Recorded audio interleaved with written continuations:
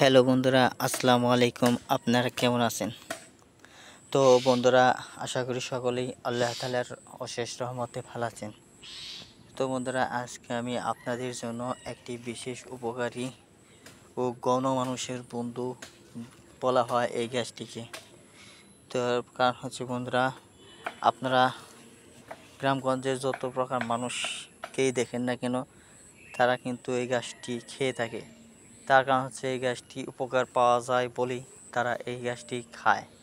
সেজন্যই অনেক মানুষ এই গাছটি খায় বলে এই গাছটিকে বলা হয় গণমানুষের বন্ধু। তো বন্ধুরা, আসুন এই গাছটির সাথে আপনাদের পরিচয় করে দিই। তো বন্ধুরা, এই গাছটির নাম হচ্ছে শিমুল গাছ। এটি কিন্তু বন্ধুরা কচি শিমুল গাছের চারা। তো বন্ধুরা, এইরকম কচি শিমুল গাছের চারা যদি আপনারা সেবন করতে পারেন, তাহলে বন্ধুরা আমি 100% 100% গ্যারান্টি দিয়ে বলতে পারি, ইনশাল্লাহ আল্লাহ যদি চায়, তাহলে বন্ধুরা আপনাদের যদি সমস্যার সমাধান না পান, তাহলে বন্ধুরা আমি কবিরাজি চিকিৎসা বাদ দিয়ে দিব। তো বন্ধুরা, এই আপনারা কি করবেন, এই শিমুল গাছের গোড়া তুলবেন।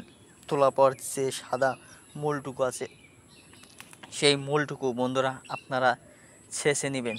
তো বন্ধুরা, সেই মূলটুকু ছেঁচে নেওয়ার পর যে রসটুকু হবে, তো বন্ধুরা সেই রসের সাথে আপনারা আধা চা চামচ মধু মিক্সার করে নেবেন। সাথে করে বন্ধুরা আপনারা আরেকটি কাজ করতে পারেন, সাথে কালো জিরা মিশিয়ে নেবেন।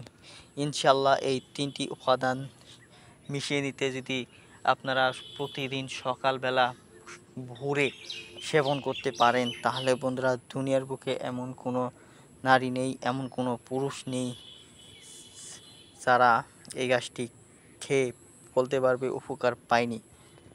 বন্ধুরা, এইটি কিন্তু খুবই উপকারী একটি গাছ। ধন্যবাদ আপনাদেরকে।